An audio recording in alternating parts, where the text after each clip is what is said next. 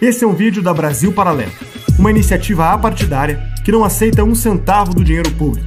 Se quiser conhecer mais sobre o nosso trabalho, entre em nosso site e saiba como virar membro de um grupo comprometido com o Brasil. Fique agora com o 10º episódio da série Os 11 Supremos.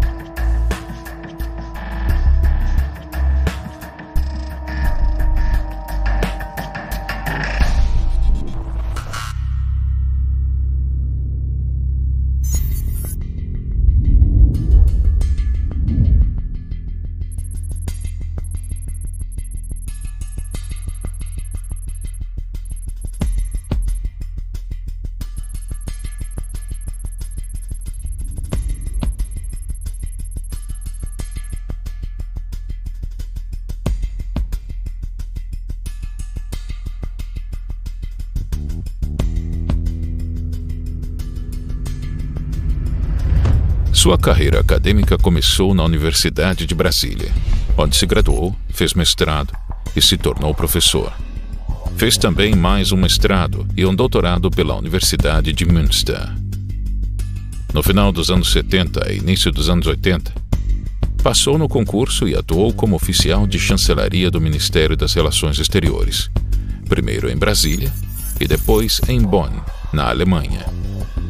Entre suas publicações acadêmicas está sua tese de doutorado escrita em alemão. Nos anos 90, atuou em diversos cargos indicados pelo governo federal, até ser nomeado advogado-geral da União pelo presidente Fernando Henrique Cardoso. Seu nome ganhou projeção nacional pelas contribuições na reestruturação da Advocacia Geral da União. Gilmar tornou a instituição o maior escritório do país, com 551 advogados da União, 2.385 procuradores federais nas autarquias e fundações e 858 procuradores da Fazenda Nacional, além de 853 assistentes jurídicos. Suas obras como constitucionalista também ajudaram a formar a sua reputação, transformando alguns setores importantes do ordenamento jurídico brasileiro.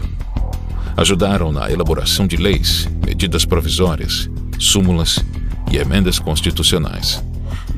Juntamente com o professor Ives Gandra Martins, criou um projeto de emenda constitucional que instituiu a ação declaratória de constitucionalidade, uma ferramenta-chave dos processos julgados pelo Supremo Tribunal Federal.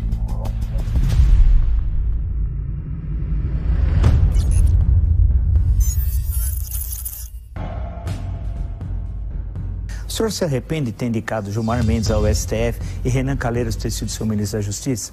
Mas eu não creio que a gente possa julgar ex post, que depois que passou o fato, eu me arrependo. Eu me arrependo de muitas coisas, certamente. Mas tem que ver nas condições por que foi a decisão. No caso do Gilmar, foi decisão técnica. Então não adianta me arrepender ou não me arrepender. Já está feito. Anos mais tarde, na véspera da sua posse como presidente do STF, Gilmar determinou o arquivamento de 2 ações de improbidade administrativa contra Pedro Malan e José Serra, 2 ex-ministros da gestão de Fernando Henrique. Em uma série de postagens no seu blog, o jornalista Paulo Henrique Amorim criticou a soltura do empresário Daniel Dantas, autorizada por Gilmar Mendes. Em um dos posts, publicou uma paródia de uma campanha publicitária de cartão de crédito para criticar a medida do ministro. Em outro artigo, o jornalista faz denúncias sobre Gilmar Mendes, chamando ironicamente o ministro de Gilmar Dantas. O jornalista questionou por que ele aceitou favores de outro advogado em viagens internacionais. Afirmou ainda que Gilmar havia sido acusado pelo sócio de crimes fiscais e questionou por que soltou o Dr. Roger Abdelmaci. Paulo Amorim se referia ao habeas corpus concedido por Gilmar Mendes, que revogou a prisão preventiva do médico. O ministro argumentou no habeas corpus que, pelo fato de seu registro profissional de médico estar suspenso, não haveria possibilidade dele praticar os abusos novamente e, por isso, não seria necessária prisão provisória. Denúncia. Aumentou para 61 o número de mulheres de vários estados brasileiros que acusam o médico Roger Abdelmaci de assédio sexual. Mas o médico, um dos maiores especialistas brasileiros em reprodução assistida, diz que as mulheres sofreram foram alucinações de conteúdo sexual. A culpa seria do anestésico usado nos exames. Promotores acusam o médico de zombar do Ministério Público. Em novembro de 2010, foi condenado a 278 anos de reclusão por estupro e atentado violento ao pudor. Foi preso e ficou detido por 129 dias, até conseguir um habeas corpus no Supremo Tribunal Federal. O ex-médico Roger Abdelmaci vai cumprir prisão domiciliar durante a pandemia de coronavírus. A advogada de defesa, que também é mulher do ex-médico, alegou que, além da idade de 76 anos, Abdelmaci tem problemas cardíacos e respiratórios. No texto, o jornalista ainda pergunta por que o ministro soltou Daniel Dantas 2 vezes. No processo de corrupção ativa em que Daniel Dantas foi condenado como mandante da extorsão estão todos os detalhes da negociação em que Humberto Braz e Hugo Ticcaroni tentam corromper um delegado da Polícia Federal. Os dois ofereceram $1 milhão ao policial para excluir o banqueiro das investigações da Operação Satyagraha, que apurava crime de lavagem de dinheiro e evasão de divisas. Gilmar Mendes ingressou com 2 ações de danos morais contra essas postagens, alegando que Paulo Amorim feriu sua honra e induziu o leitor a concluir que era corrupto e comparsa de Daniel Dantas.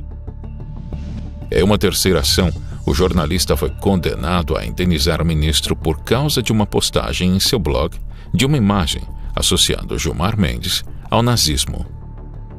Em 2016, Gilmar Mendes e Paulo Amorim discutiram novamente na justiça uma postagem sua na internet. No 4º processo, Gilmar queria a quantia de R$500 mil por se sentir ofendido por um desenho dele vestido de cangaceiro, postado pelo jornalista em seu site. Mas, dessa vez, os juízes não constataram ofensa. O jornalista ganhou a causa e mais R$50 mil do ministro. Gilmar Mendes também levou à justiça diversas denúncias e publicações que uma revista fez contra ele. A matéria traz uma série de acusações como a de sonegação fiscal e de intervir em julgamentos em favor de José Serra. O conteúdo foi considerado ofensivo pelo ministro, que iniciou uma cruzada jurídica contra a revista.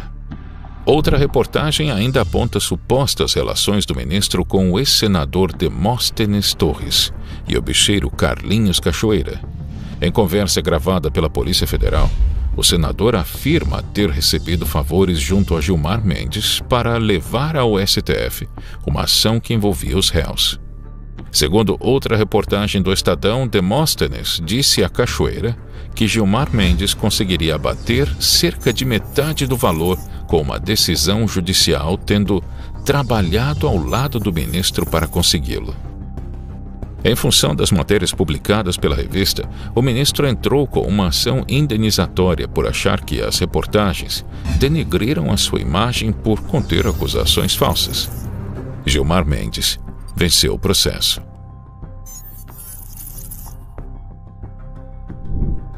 Em 2012, Gilmar Mendes pediu à Polícia Federal abertura de investigação contra o Wikipedia no Brasil, por citar a matéria da Carta Capital em sua página como fonte. Gilmar sustentou que, por ser uma enciclopédia, o site deveria exibir apenas informações biográficas, sem inserir avaliações de terceiros e denúncias jornalísticas.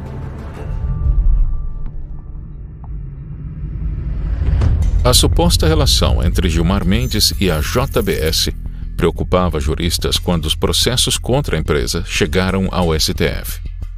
Joesley aparece como suspeito de usar o setor público para fazer sua empresa crescer.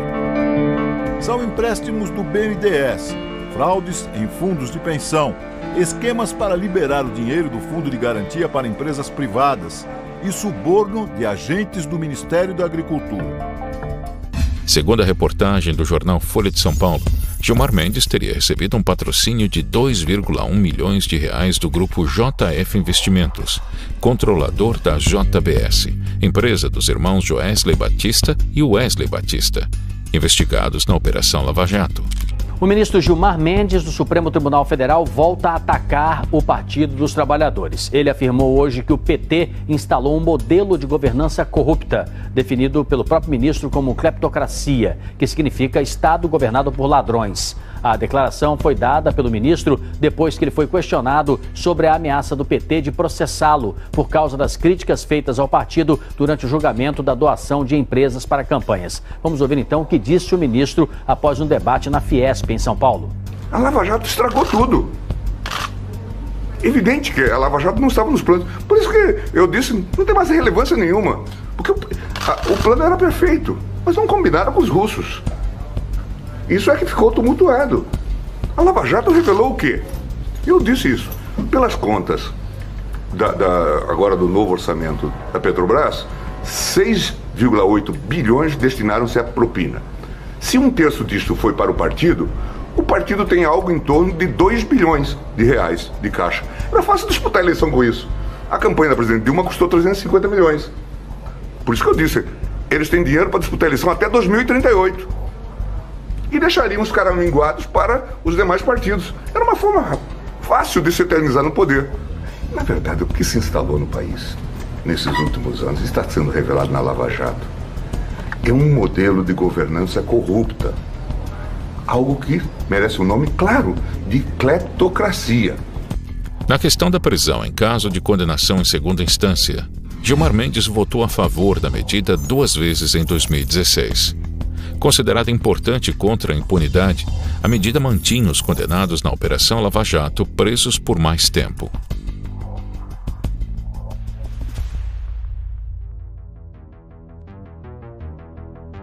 Mas, com o tempo, o ministro inverteu suas posições e passou a ser um crítico voraz à Operação Lava Jato.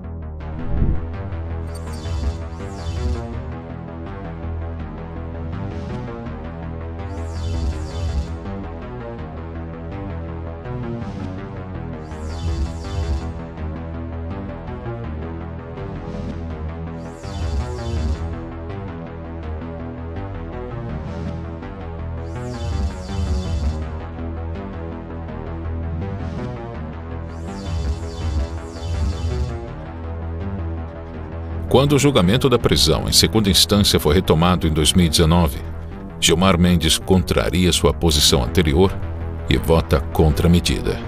19 habeas corpus até ontem, concedidos pelo ministro Gilmar Mendes em 15 dias úteis, todos eles beneficiando envolvidos em corrupção. O ministro Gilmar Mendes mandou soltar mais um investigado da Operação Câmbio Desligo.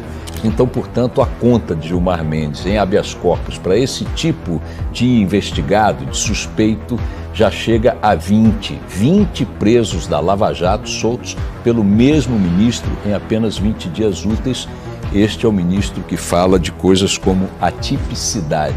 Nada mais atípico no mundo judicial, talvez no mundo inteiro, do que Gilmar Mendes. Antony e Rosinha Garotinho estão em liberdade. A decisão foi do ministro Gilmar Mendes, do Supremo Tribunal Federal. Pessoa horrível, uma mistura do mal com atraso e pitadas de psicopatia. Qual é a sua ideia? Qual é a sua proposta? Nenhuma.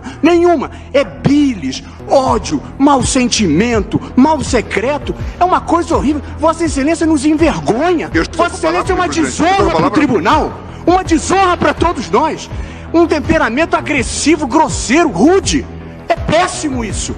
Vossa Excelência sozinho desmoraliza o tribunal. É muito ruim, é muito penoso para todos nós. Temos que conviver com Vossa Excelência aqui. Não tem ideia, não tem patriotismo, está sempre atrás de algum interesse que não é o da justiça. Uma coisa horrorosa, uma vergonha, um constrangimento. É muito feio isso. Isso é um Supremo Tribunal Federal. Não se pode, volto a repetir, usar a prisão provisória para obter delação premiada. Isso é tortura em qualquer lugar do mundo.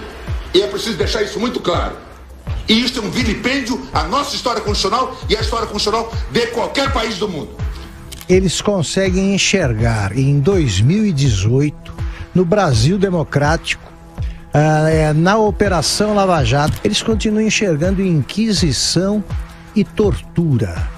Isso é debochar das vítimas da Inquisição e dos verdadeiros torturados, que não tem nada a ver com isso.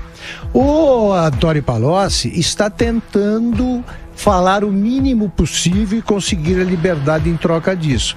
Apresentar o Palocci como torturado, sabe, um jeito que o Gilmar Mendes já livrou da cadeia em 2006, como eu lembrei ontem, apesar de envolvido até o pescoço no caso da quebra criminosa do sigilo bancário do caseiro Francisco Costa. É muito cinismo durante muito tempo, né? A prisão preventiva, eu acho que sofre de um tipo de degeneração mental um ministro que é capaz de enxergar no Palocci, como disse o Marco Aurélio Mello, por exemplo, um cidadão, eles vão apontar outros cidadãos. Não, são criminosos mesmo. O que se está desbaratando é uma quadrilha. Um relatório da Polícia Federal entregue ao Supremo revela que Aécio Neves e um número registrado como sendo do ministro Gilmar Mendes, do Supremo Tribunal Federal, eles fizeram aqui 46 ligações via WhatsApp entre fevereiro e maio deste ano, período em que o tucano já estava sendo investigado sob suspeita, de receber propina da JBS.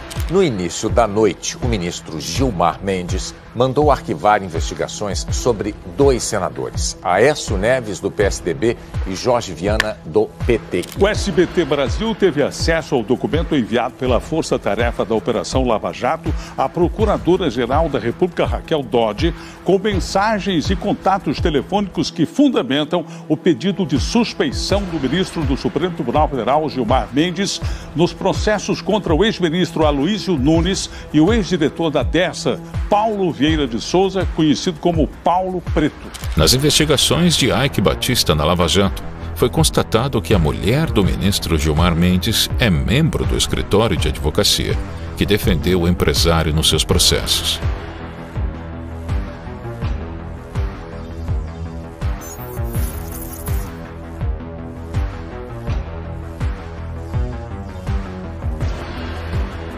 Apesar da relação da mulher do ministro com o réu, Gilmar Mendes não se declarou impedido para julgar o caso.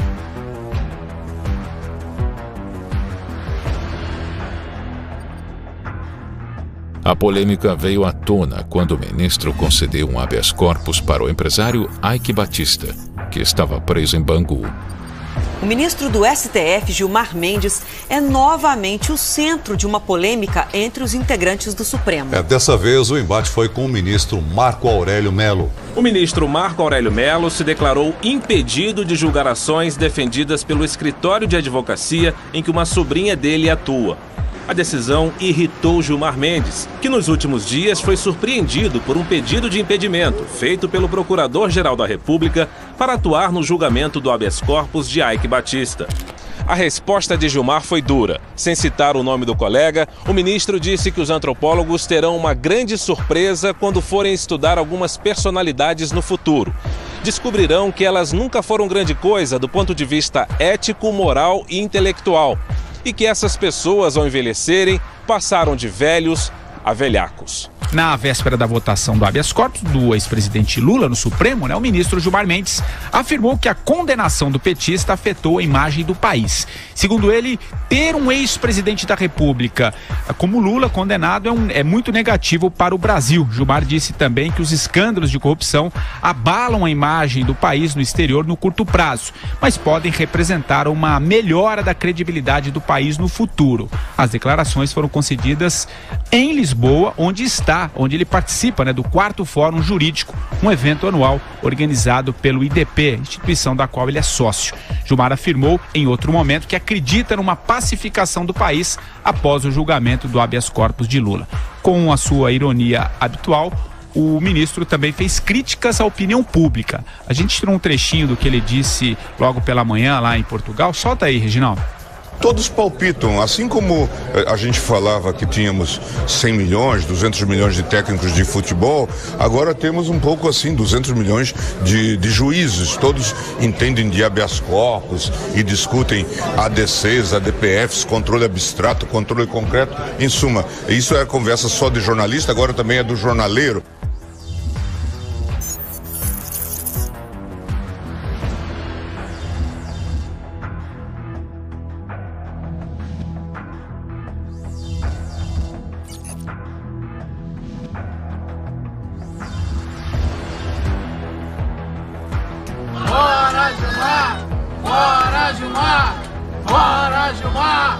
Soldar corrupto e ficar aqui num país que é tranquilidade pura, né?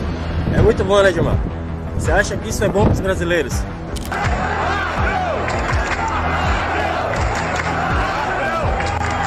Fala quem é o palhaço. Fala quem é o palhaço. Eu vou lutar! Gilmar Mendes, presta atenção! Que eu te amo você! Obrigado, Gilmar. Muito obrigado. Muito obrigado por fuder o nosso país.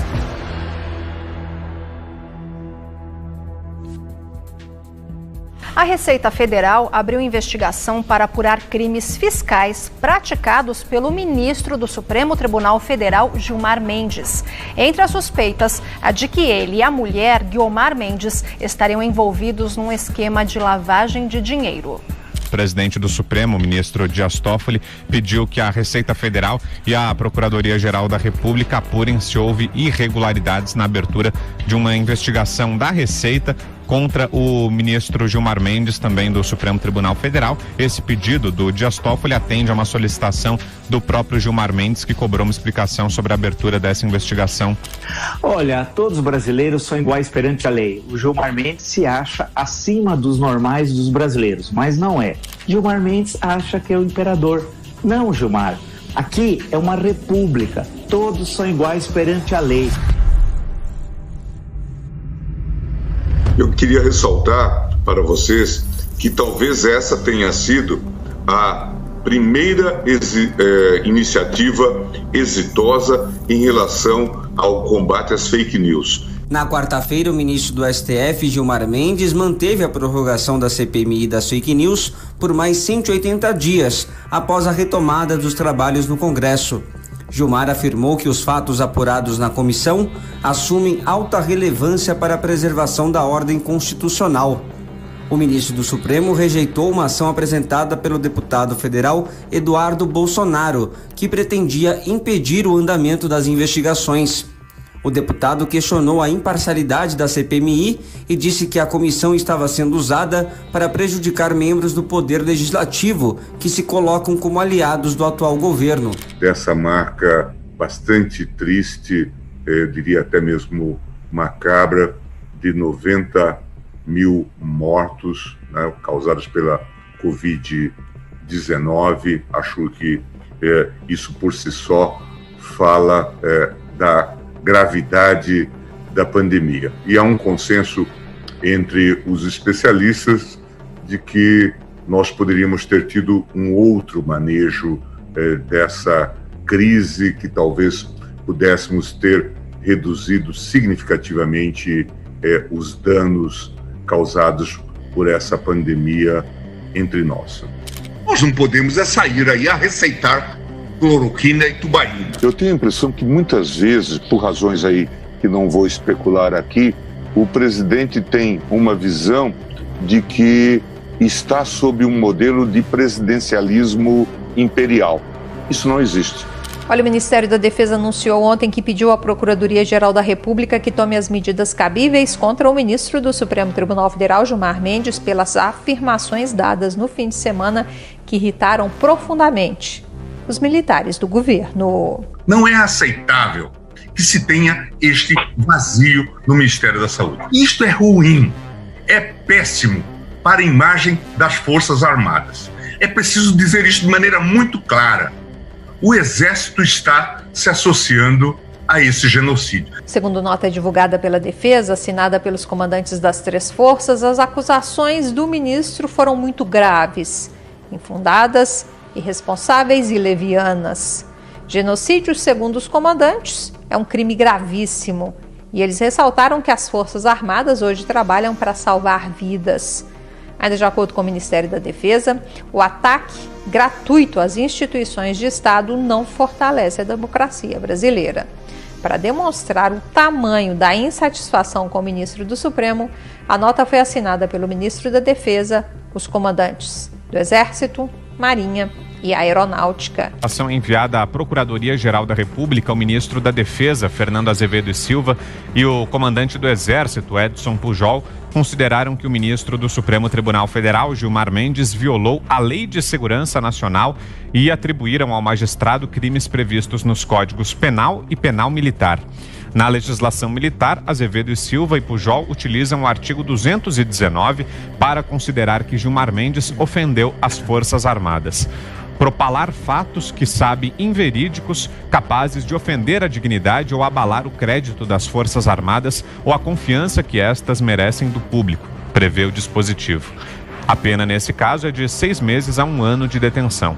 Fernando Azevedo e Silva considerou ainda que Gilmar Mendes violou a Lei de Segurança Nacional no artigo 23, que prevê pena de 1 a 4 anos de reclusão para quem incitar a animosidade entre as Forças Armadas ou entre estas e as classes sociais ou as instituições civis.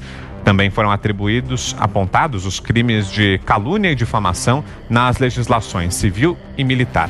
Bom, eu acho que mais uma vez a gente está presenciando as excelências da corte mais alta do país passando vergonha, né? Porque não tem outra palavra para Gilmar Mendes que usa essa palavra genocídio de uma maneira tão irresponsável, né?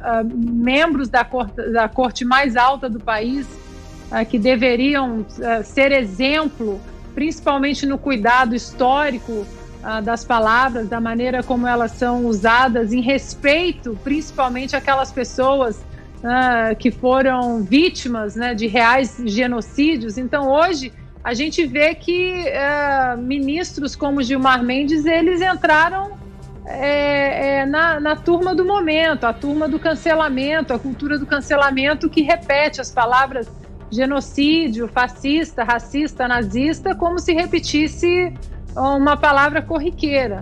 É uma pena a gente ter que testemunhar isso vindo de membros do Supremo Tribunal Federal. O secretário licenciado de Transportes de São Paulo, Alexandre Baldi, foi libertado na madrugada de hoje. A decisão foi do ministro Gilmar Mendes, do Supremo Tribunal Federal. Baldi deixou a Polícia Federal no carro do advogado. Ele estava preso desde quinta-feira por suposto envolvimento em desvios na saúde.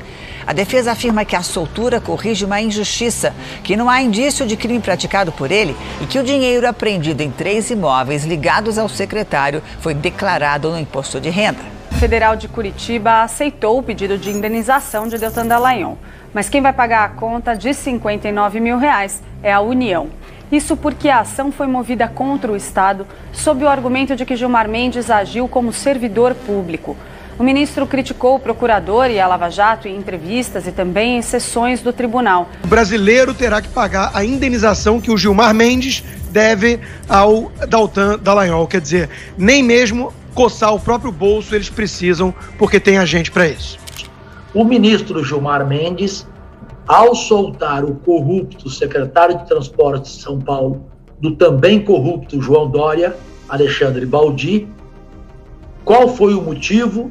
O mesmo de antes, quando ele vendia, quando ele vendia e continua vendendo sentenças. Ele vive de grana, Gilmar Mendes. É ministro corrupto.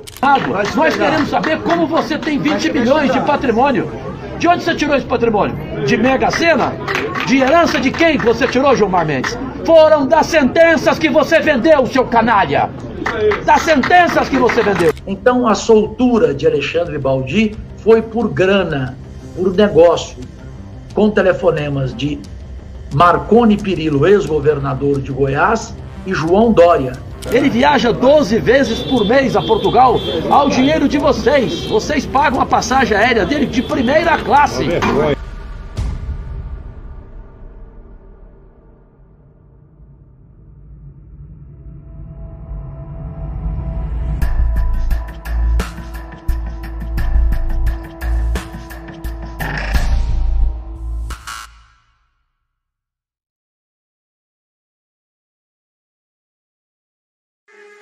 Esse é um vídeo da Brasil Paralelo, uma iniciativa apartidária que não aceita um centavo do dinheiro público. Se quiser conhecer mais sobre o nosso trabalho, entre em nosso site e saiba como virar membro de um grupo comprometido com o Brasil.